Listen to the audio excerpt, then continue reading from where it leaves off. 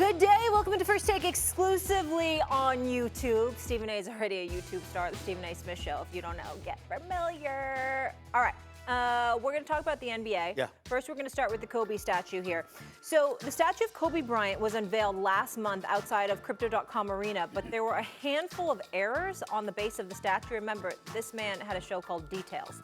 The names of former NBA players Jose Calderon, Von Wafer are misspelled, as well as the phrase coach's decision. Quote, we've been aware of this for a few weeks and are already working to get it corrected soon, the Lakers said in a statement. Stephen A, no one was more detail-oriented, dotting their I's and crossing their T's than Kobe Bryant, literally and figuratively. Your thoughts on 3 mistakes on a statue? Incredibly bad look. I love the Lakers organization, love Jeannie Buss. At the end of the day, though, you can't have those kind of errors. And the person who made those errors, I'm not going to say they should be, fired or anything like that, but my God, they should be shamed into making sure that they don't make those kind of errors again. This is Kobe Bryant that we're talking about. This is a statue that we're talking about.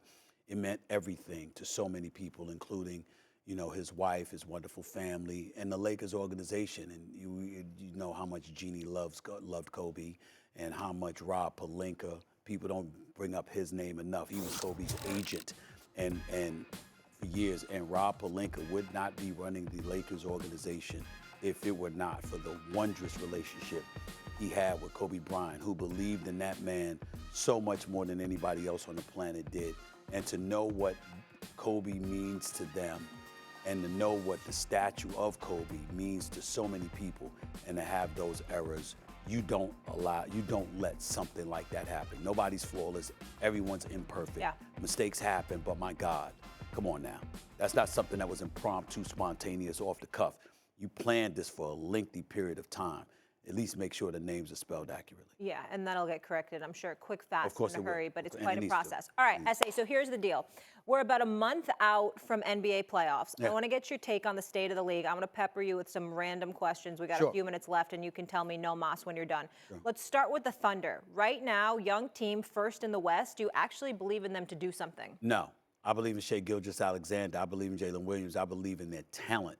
I don't believe in their absence of girth, that's not going to come back to be a detriment to them. I think Sam Presti, who's done an exceptional job running the organization, I think that he made the mistake of not going out and getting a big body. Go out there and grab somebody like an Andre Drummond or somebody that's going to go out there and grab 20 rebounds. That's a big, hefty body that's going to take some of the pressure off of the Chet Holmgrens of the world. Chet Holmgren is an incredible talent. He's got a very, very bright future ahead of him, but damn, he's almost as slim as me. I mean, you cannot have him banging with some big bodies, particularly once playoff time rolls around. That is a huge, huge, major concern for the Oklahoma City Thunder. And I think that when you look at Sam Presti, here's the problem, and this is the one problem that I have with him. Of all the great things that he's done, and he's done so many great things, the one great thing he's never done is win a championship. They've been at the finals. Obviously, he's had a plethora of future Hall of Famers on his roster. They've never been able to close the deal. And I think this is a perfect example as to why that is. He's one of those guys that he's not doing anything to compromise the future. We're going to move along methodically. Here's where we are. And being in a small market like Oklahoma City, he's able to get away with that. But this team, with the talent that it has, yes, you have a bright future. But tomorrow is guaranteed to no one. Yeah. So when the moment is there, take it. Yeah. And all you're talking about is going out there and getting a hefty body to make sure that people aren't leaning and bumping against a future star in this league who's very, very skinny, whose name is Chet Holmgren. You need some more girth on your front line, and I think they missed the ball. They dropped the ball by not making sure they got a bigger body. All right, let me stay in the West for a minute. Are you going Nuggets or the Field to repeat? Well, I'm going to go to Field because I think Boston's going to win the championship. I said that at the start of the season, and even though you believe in Jason Tatum, Jaylen Brown, money on the line to show up every single game. And I have no evidence for that with Jason Tatum because he has something to prove. I just believe in his greatness and his character. I believe that Jason Tatum is a superstar in this league who has struggled in moments, but I also have seen him have big moments in big moments. I've seen him show up on the road in Milwaukee in a Game 6 and drop 46. I've seen this brother show up for a Game 7 and ball, and I've also seen him not play so well in big moments as well. I just believe in him, and I have no doubt that Jaylen Brown is going to show up, especially after the way he struggled last year to close out the season. He's going to make amends for that. And I think that when you look at Porzingis being there with Derek White and Drew Holiday in that backcourt, and Boston's bench is underrated. I like what I see from the guys. They know their role, and they play their role. Denver, obviously, is the reigning defending NBA champions. They've beaten Boston twice this year, but they were both close games. I think Boston is going to win the championship. I'd also like Boston to win it this year, but tell me this, if we're looking at the East specifically, I know it's kind of like men amongst boys, right? It's Boston and then distant second.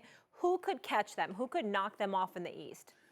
I would say Milwaukee because of Giannis, but also because the Knicks are injured. I wasn't joking when I said I believe the Knicks would go into the conference finals against Boston. I didn't say they would beat Boston, but I thought they would go to the conference finals against Boston because when OG Anunoby arrived for the New York Knicks and their defense elevated from 20th to like number 1 in the NBA, and Julius Randle was playing and Jalen Brunson was playing the way that he was playing, DiVincenzo out of Villanova and what we've been seeing him do, and then to pick up Burks and Bogdanovich, two guys that could come off the bench that Tom Thibodeau would trust. I said that, along with their defensive prowess, the Knicks would be that team. But they've been injured. They've been decimated by injuries. But they're still fourth.